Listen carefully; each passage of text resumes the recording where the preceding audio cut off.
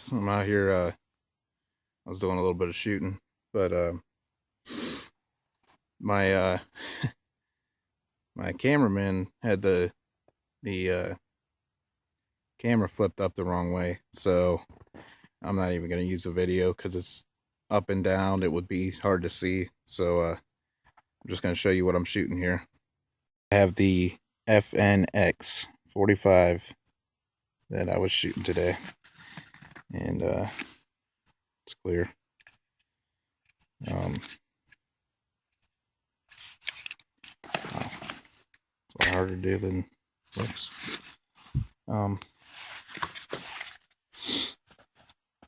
This is an awesome pistol here. Aside from my 34, which I don't know which one I like better, my Glock 34 or this FNX 45, but these are my two favorite pistols right now. As a safety, carry it cocked and locked, which I do not do. I carry Glock. Sorry, I don't have a cameraman here. I'm trying to do this by myself, but 15 rounds, 45 ACP, and this little bubble on the bottom here, it some people like it, some people don't. It gives you that extra round. The other mags that were flush on the bottom were 14 rounders, and I like it because I'd rather have that extra round. 16 rounds of 45 ACP carried, and it also gives a great little grip, little extra grip if you ever have to clear a malfunction. So I actually like it. All three of my mags that came with it are 15 rounders. I decided against the FNX Tactical 45 only because it's so much more expensive. I'm sure it's worth it to some people, but to me, I can't afford right now to be putting a red dot on it, and I don't know if I would want one on there anyways. I like using iron sights. I do not have a suppressor, and I'm probably not going to get one anytime in the near future, so I wouldn't need the threaded barrel. I would actually not mind having a threaded barrel just for the extra barrel length, but for the extra $600, I'm not going to pay that for you know, I could have a brand new Glock for the extra money that I would spend just on getting the tactical version of this gun. And this in itself is a great gun here, so I didn't think that I needed the tactical version. The tactical one also comes with raised night sights. These are just 3-dot regular sights. They are not night sights. And the tactical version, they're raised, so in case you're running a can suppressor, you can still see your sight picture over top of that. They are not supposed to be green like that. I actually frog lubed this gun and got the green down in there, and I never got the chance to get it back out. I'm gonna have to heat that up and get it out that way, but they're actually supposed to be white 3-dot sights. But anyways, I do really love this thing. It's super accurate. The only reason that I don't carry it right now is because I love my Glock as well, and I don't have to mess around with the safety or dropping the hammer, which this is a decocker as well. It's a safety. Drop it down to put it on fire, and you drop it all the way down to decock the pistol. I really like the way it feels. Some people say it's like a brick, too bulky. I don't think it's that bulky at all, especially for having 45 with 15 rounds in the mag. This check ring is really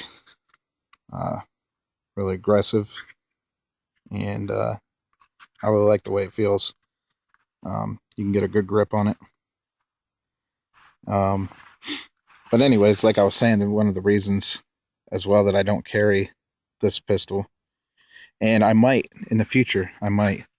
But even the 1911s, I had this problem one time, and before it happened to me, I thought people were crazy, even talking about this like it could never happen.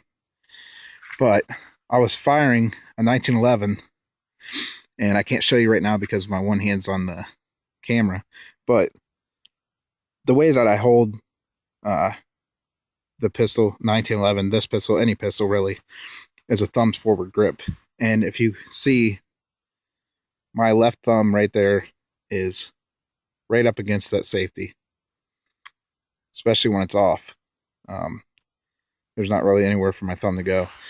And I was firing a 1911 double tap, pop, pop, and somehow my left hand or my right hand thumb, maybe my left hand pushed it up, I don't know, but that safety accidentally got kicked on. And in a 1911, you can't move the slide with that safety up.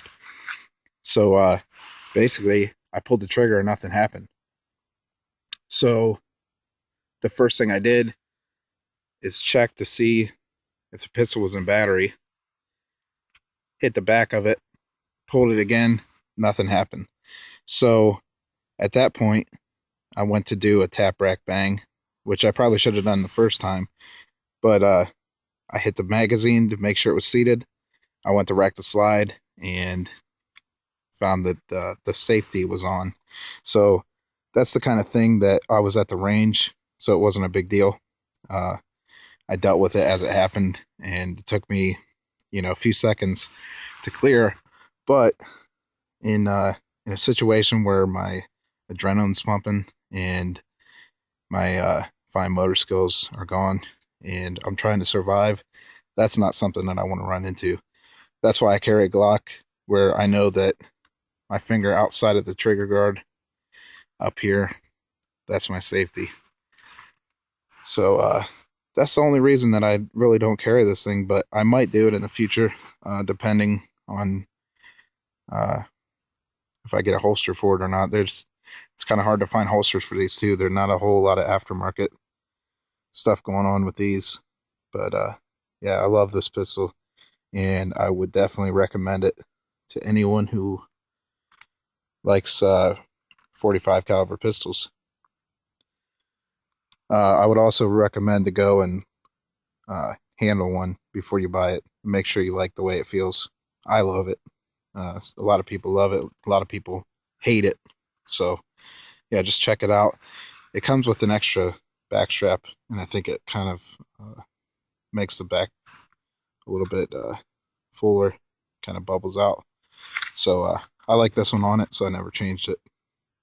So that's the FNX 45. Alright guys, here's the other pistol that I was shooting today.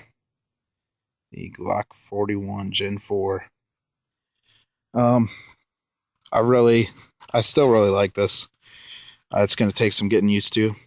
I am so used to shooting the 34 as opposed to this, and the recoil on the 34 is so much more manageable that it's hard to even compare them. But I think I like the 34 better. So but on the other hand, I do love 45 ACP. So it all depends on what you're into. For me, if I could only have one, I would take the 34, but I'm still really excited about this one. And I may even take this deer hunting, because you are allowed to use, in my state, 45 caliber pistol as long as the barrel length is more than 5 inches. And we reviewed this in the past and showed that it has a 5.3 inch barrel. So maybe I'll hang on to it. I mean, I will hang on to it and try to get more used to it, get some more range time in, and find out where I'm hitting. I've only fired this maybe, I don't know, 30 rounds. So I definitely need some more time on it to get used to it. And believe it or not, this is the first 45 caliber Glock that I've actually fired. I've handled them before, just messing around with them, but I've never actually fired one until this one. So it's going to take some getting used to, but I really do like it. So hopefully at some point I can get some videos shooting up, and I'll let you guys know. As soon as I do, I'll take a video of it and I'll post it.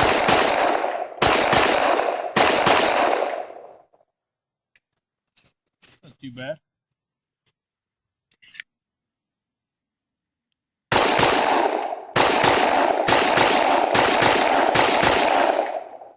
There you go. All of them right in the chest.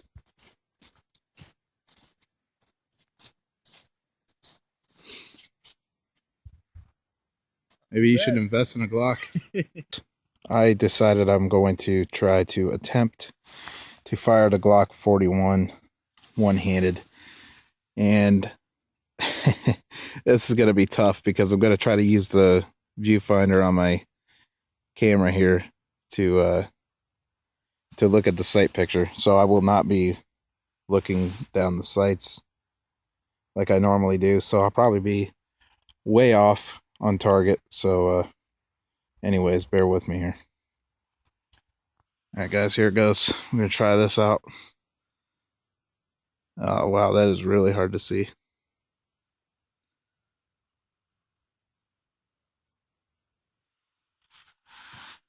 It's really hard to do when you're not in your normal stance and you're trying to find a sight picture on a camera here.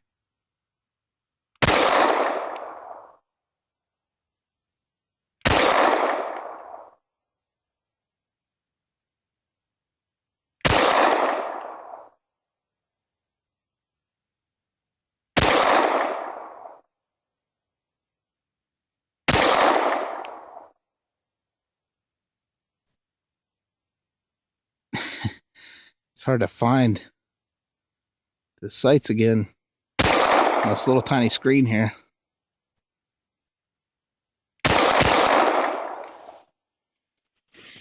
All right, that emptied her out. I have no idea where I was hitting. I'm going to come up and take a look.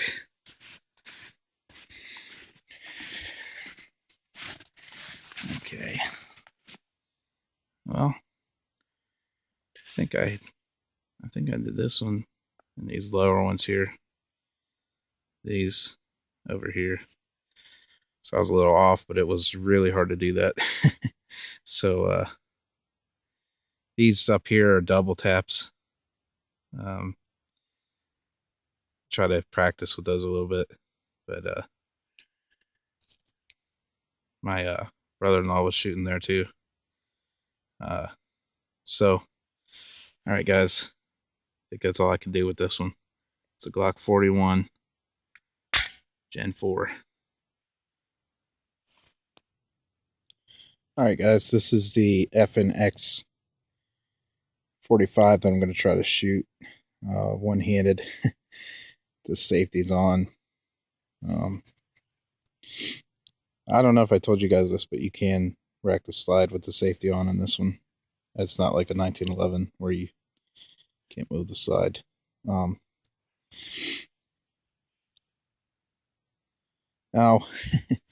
I'll let you know real quick that it is about, I think it said it was 16 degrees out here without the wind chill. And I've been out here for quite a while. And I'm not going to mention, I'm going to mention it. I stayed up all night working. I'm on swing shift, so I worked midnights last night. And I came down here for a birthday party. I got about an hour and a half of sleep. So this is how much I love shooting. It doesn't matter what is going on, or how cold it is, or if it's raining, or if it's I don't care what's going on. If I've had no sleep, or if I had too much sleep, I love shooting, and that's exactly what I'm going to do. So I'm going to try this again with looking through the viewfinder, which is, I don't know, it's pretty crazy, hard to do. So try to get a few rounds. on target at least. So, see, that's another thing that people were complaining about with this setup. I don't know if you could see. It was on safety. I went to flip it down to take it off safety, and I just went a little bit too far. I wasn't even thinking because I was talking, and it dropped the hammer. So people complain about that as well. But all right, here we go. Wow, I can't even see now. It's getting dark.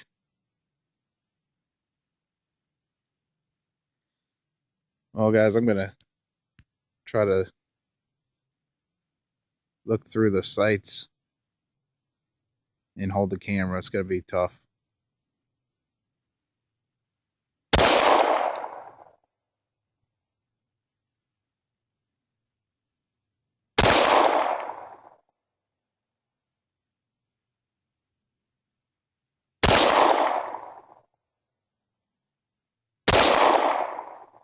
You see where I'm shooting at. There we go. There we go. Yeah, boy. Right on the target. All right, let's check it out. It's empty. It's the last couple of rounds. Actually got right on target. So even with even if one-handed and your non-shooting hand is holding the camera, this gun is still awesome. So that's the FNX 45, guys. I recommend you go try one out. If you like it, pick it up. And I'm out. Just kidding. I'm not H4T. Thanks for watching, guys.